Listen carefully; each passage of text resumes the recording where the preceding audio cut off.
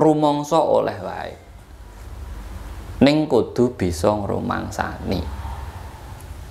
Nah, rasa sejati itu apa yang kita rasakan, kita pikirkan, dan itu kita ambil hikmahnya untuk orang lain bagaimana.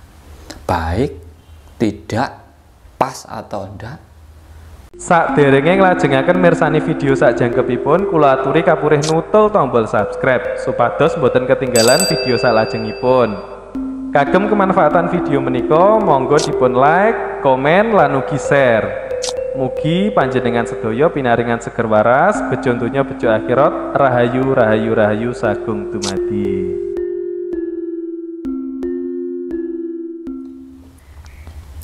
Salam rahayu buat semuanya. Terima kasih buat sedulur-sedulur semua yang sudah support dan dukung Viper Kediri. Pada kesempatan kali ini saya Kang Tro masih di Viper Kediri. Ini ada satu pertanyaan dari Kang Sunan Kali Saleh.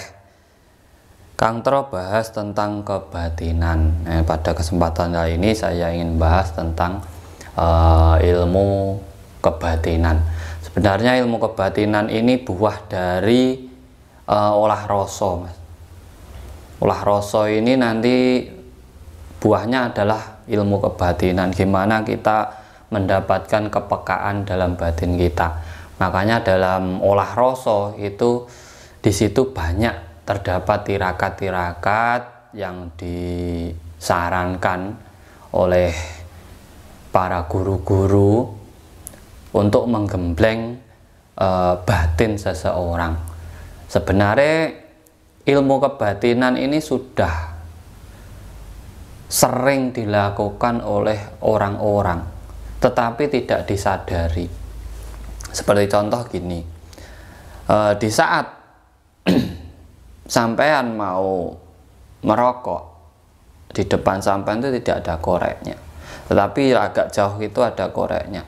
Nah, di saat sampean megang rokok, ada orang ini mengasih korek ke sampean. Ini sebenarnya sudah nyambung, rasanya nyambung, perasaannya nyambung, dan kebatinannya sudah nyambung, tetapi memang jarang disadari, sudah tersugesti. Sebenarnya ilmu kebatinan itu sama dengan sugesti. Nah, sedangkan kenapa orang dalam menjalankan ilmu kebatinan itu disuruh kebanyakan itu tirakat puasa? Sebenarnya di saat kita berpuasa, kesadaran diri kita itu akan naik, akan lebih, levelnya lebih tinggi. Di saat itu kita akan peka dengan perasaan orang lain. Makanya kebatinan itu adanya di hati, rasa. Tetapi kenapa mata batin itu sendiri beradanya di kening? Jadi kebatinan ini jalan untuk menuju kita memperoleh rasa sejati. Rasa sejati itu adalah di saat kita merasakan sesuatu, penyalurannya, penyampaiannya tetap melalui gelombang otak kita, bukan rasa kita, tapi gelombang otak kita. Ini sebenarnya yang menyampaikan kepada gelombang otak yang lainnya, ataupun ke otak-otak yang lainnya, ke pemikiran yang lainnya. Kalau rasa ini tidak bisa, tetapi kalau gelombang atau frekuensi otak ini bisa menyalur ataupun menyambung kepada siapapun. Makanya contohlah meditasi orang dulu. Kenapa harus malam gitu? Jam 12 malam ke atas. Kenapa harus mencari posisi yang hening? Karena di saat hening ataupun posisinya sunyi, ini akan lebih cepat menyambungkan frekuensi otak itu kepada orang-orang yang lainnya. Ini sebenarnya kebatinan juga. Kebatinan juga. Bahkan ada fenomena dalam spiritual itu buka mata batin. Ada itu ijazah ilmu kebatinan. Kalau tafsir saya ataupun versi saya, tidak ada seorang pun yang bisa membuka mata batin dari seseorang. Tidak ada seseorang pun bisa membangkitkan kebatinan dalam tubuh seseorang. Karena apa? Manungsa iku kuwasa ning gak bisa nguasai.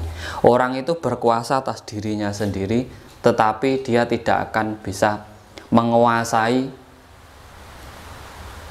milik orang lain. Nah, batin, kebatinan itu ada dalam diri kita sendiri. Orang luar ini sebenarnya hanya memberi sugesti kepada diri kita agar kita dengan sendirinya membangkitkan rasa ataupun kebatinan dalam diri kita itu. Jadi penggemblengan sampean itu bukan tidak ada gunanya. Itulah yang dinamakan olah rasa.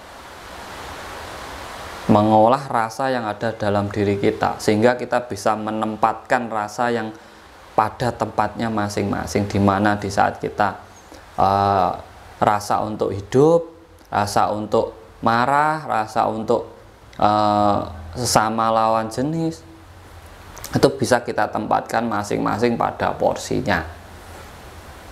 Tetapi kenapa mata batinnya di atas, di otak? Berarti apa yang kita rasakan itu belum tentu sesuai dengan kehendak Tuhan. Kita berhak merasakan apapun, rumangsa oleh wae. Ning kudu bisa ngrumangsani. Nah, rasa sejati itu apa yang kita rasakan, kita pikirkan,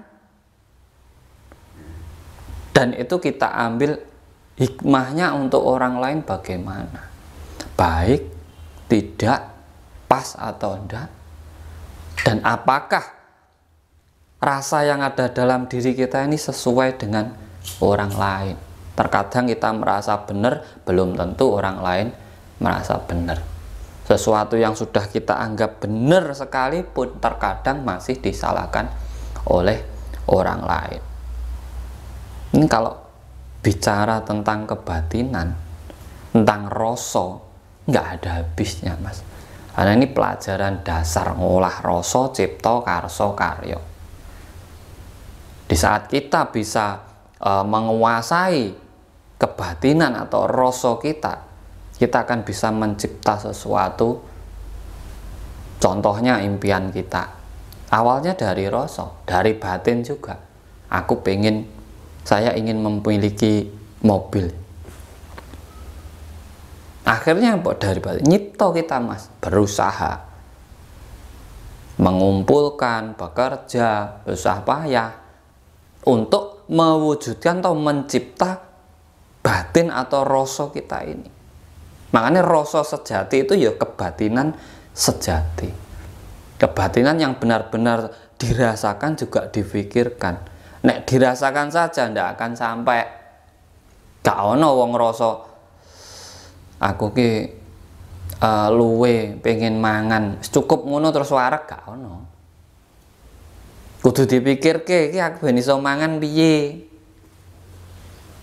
Manganku ki opo, enake opo, sing enek opo, nek ra enek piye. Lah iki kudu dipikirke, iki jenenge rasa sejati. Beda karo rumangsa. Nek rumangsa ki mung aku ki pinter. Wis cukup. Dia ndak mau memandang orang lain. Di atas langit masih ada langit. Sesakti-sakti kita pasti ada di atas kita yang lebih sakti. Sekuat-kuat kita pasti ada kelemahan kita. Ini kesadaran diri. Nah, kebatinan ini yang sebenarnya sudah terbiasa kita lakukan dalam masyarakat. Sebenarnya sering kita lakukan. Kita memberi orang, menolong orang, kita meringankan beban orang, kita menasihati orang, itu adalah wujud dari kebatinan. Jadi kalau ada yang ngomong kebatinan, membuka mata batin, terus bisa melihat setan ataupun dedemit atau apa, itu salah, Mas. Salah banget. Penampakan itu terlihat dari rasa ketakutan kita naik ke pikiran kita, akhirnya kita ciptakan lewat cahaya mata kita, akhirnya menjadi sebuah penampakan sesuai yang kita rasakan. Pocong ki awet zaman dahulu sampai sekarang ku ya pakai mori, talinya 3. Itu aja dari dulu sampai sekarang. Ya, memang keyakinannya seperti itu. Aneh lagi kayak apa ya? Kuntilanak. Dari dulu sampai sekarang pakai daster putih aja. Padahal dia meninggalnya pakai mori, dipocongi. Nah ini kok bisa ganti? Ini kira-kira ya ini karena apa? Keyakinan dari sini. Loh, sama aja soster ngesot ini banaspati gitu. Makanya kita harus pinter-pinter dalam mempelajari sebuah keilmuan. Jin setan itu ada dalam diri kita sendiri dengan wujudnya hawa nafsu, panas rasanya. Makanya manusia itu punya panas, suhu panas tubuh, punya air ada, angin ada, tanah ada, seluruh unsur alam itu ada dalam jagat gede manusia. Kita itu menampung seluruh unsur di alam semesta. Makanya dalam belajar kebatinan sebenarnya kunci untuk cepat belajar ilmu kebatinan itu hanyalah kesadaran diri. Sadar awake dhewe.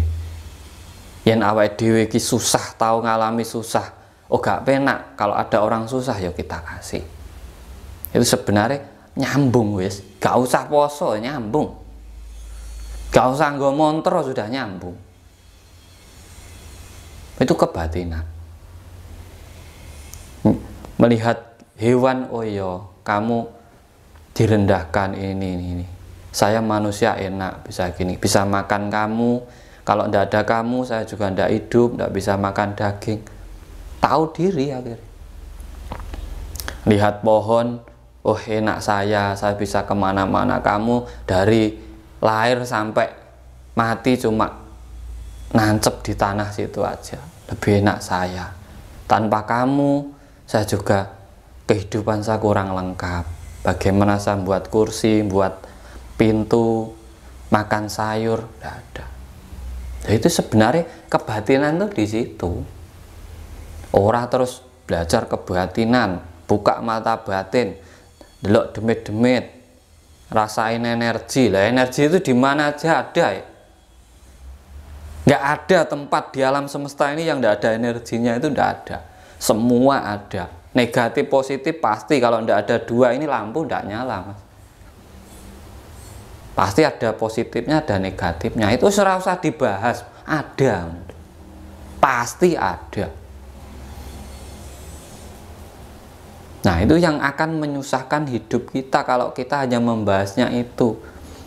Belajar dari A sampai Z yang difokuskan cuma ingin melihat dedemit.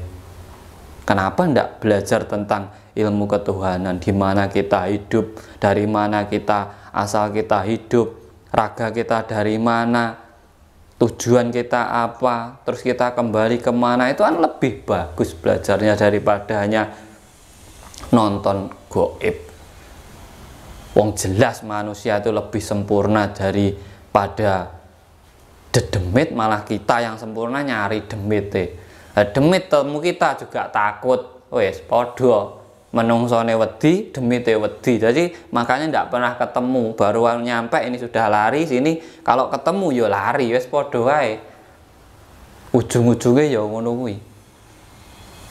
Makanya halusinasi itu luar biasa efeknya. Halusinasi itu luar biasa. Contoh mediumisasi. Mediumisasi itu bukan jinnya masuk dalam tubuh manusia, tapi membangkitkan jin hawa yang ada dalam diri manusia itu sendiri sehingga bisa bercerita. Ora ono Mas, wong kesurupan kok terus dijak ngomong, kan ya lucu tuh. Ndak, itu lucu bener wes. Surupan akhirnya diajak ngobrol, diajak ngomong, kan ya lucu. Makanya harus dipahami benar-benar. Sebenarnya orang itu ya hanya mengikuti sugesti yang memasukkan jin itu. Wis tak leboni ya, dadi tersugesti dia itu, bukan kok kemasukan jin, ndak tersugesti. Wampleng ngene pelok ngono mesti waduh mesti dia sadar dari sugesti ini. Ndak percaya sampean boleh praktekkan. Saat orang dimasuki jin ngomong, wamplengnya Mas, peleng, sadar apa ora? Kalau ndak gitu ambil air peceren gitu. Sadar lah, kok mesti dia lari Mas ya. Jinnya lari dewi wis. Ya ini belajarlah yang benar-benar agar apa, kita menemukan tujuan hidup kita yang sebenarnya. Kita itu dihidupkan bukan semata-mata hidup-hidupan. Kita itu ada gunanya, ada tugasnya, ada manfaatnya. Tidak ada Tuhan menciptakan sesuatu itu kalau tidak ada manfaatnya. Pasti semua ada manfaatnya. Baik buruk itu hak mutlak Tuhan. Kalau hanya manusia yang mengukur, itu masih setakat ukuran manusia, belum Tuhan. Makanya dalam hal kebatinan ini hanyalah pelajaran dasar Mas, dimana kita nanti bisa dari rasa kita ini kita bisa mencipta sesuatu yang akhirnya akan menjadi ciri khas ataupun sejarah dalam hidup kita ataupun perjalanan hidup kita, sehingga kelak di saat kita tidak ada ini akan menjadi sebuah cerita untuk anak cucu kita. Nah, ini semoga bermanfaat buat masing. Kalau ingin lebih lanjut ya sampai WA saya sendiri aja. Dari saya terima kasih. Salam rahayu, rahayu, rahayu sagung dumadi. Terus sembah nuwun.